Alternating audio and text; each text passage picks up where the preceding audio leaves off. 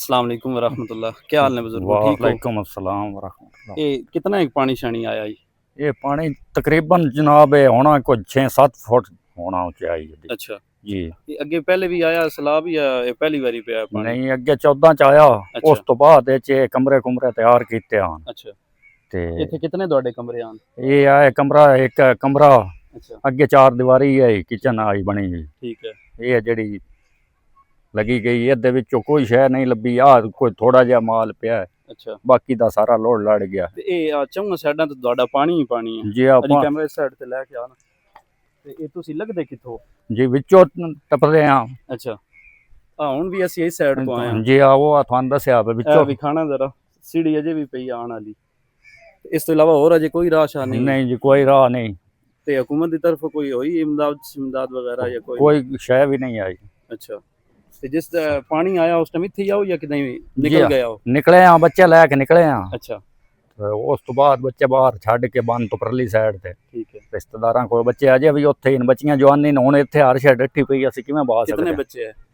बच्चे उंज ते खैर नाल 8 बच्चियां हैं एक बच्चा है अच्छा, 4 ब्याही होई हैं ठीक है। 4 ਉਹ ਸਾਰਾ कुआरियां ਟੱਬਰ ਇੱਥੇ ਹੀ ਹੁੰਦੇ ਹੋ? जी हाँ इत्थे ही ਤੁਹਾਡਾ ਇਹ ਵਾਲਾ ਕਮਰਾ ਹੈ जी ਤੇ ਇਹ ਨਾਲ ਵਾਲਾ ਕਮਰਾ जी ਤੇ ਉਸ ਤੋਂ ਇਲਾਵਾ ਇੱਥੇ ਕੀ ਹੈ ਜੀ? ਕਿਚਨ? अगे किचन आई नाला 4 दीवारी है जी। ठीक है।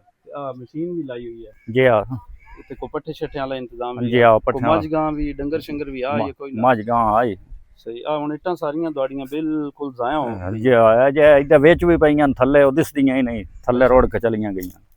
हालांकि ਹੁਣ ਹਰ ਸਾਈਡ ਤੇ ਬਾਕੀ ਪਾਣੀ ਤੇ तकरीबन खुश्क हो गया लेकिन जी ਤੁਹਾਡਾ हाँ। ਘਰੇ ਵਜੀ ਜਾਈ ਤੇ ਆਈ ਕਿ जी हाँ ਜਿੱਥੇ पानी इस वक्त भी मौजूद है। बिल्कुल मौजूद है।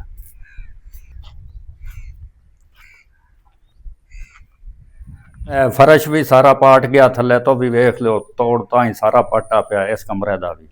ਇੱਥੇ ਕੋਈ ਸਮਾਨ ਤੁਹਾਡਾ ਪਹਿਲੇ ਪਿਆ ਹੋਇਆ समान ਪਾਣੀ ਵਿੱਚ? समान आ पानी दे विच ही पिया रहा। ਠੀਕ ਹੈ। हाँ वेखां तुहाडे अखी सामने मशीन पियो भी खराब हो गई? सब कुछ आ विच ही पियो है। नहीं तो धन पता कोई ना अब पानी इतना ज्यादा आ बैठा है। पानी दा इंज ही आओ भाई आई बस बस थोड़ा बहुत तो आना ठीक है। इस करके तो बस चलो खैर है मुड़ नाले इतनी हर चीज उस टाइम निकलती भी नहीं हाँ यकदम। नहीं तो 14 वाले पानी का धन अंदाजा आ बा इतना पानी? जी हाँ वो अंदाजा आ उस दिन हिसाब नाल असां इंज बनाया साडे हुण जगह तो पानी नहीं चढ़दा। ठीक है। जी हाँ उस टाइम कितना कितना पानी आया? उस टाइम थल्ले आ पानी आया जेडी बरथी खड़ी है ना इस तो थल्ले आ बंदा। अच्छा, इत्थे होर भी घरां दा नुकसान होए ने ਤੁਹਾਡਾ ਵੀ इतना? जी हाँ नाल वाला घर मेरा पिछाड़ी जेड़ा उन्हां दा भी इस तरह ही है।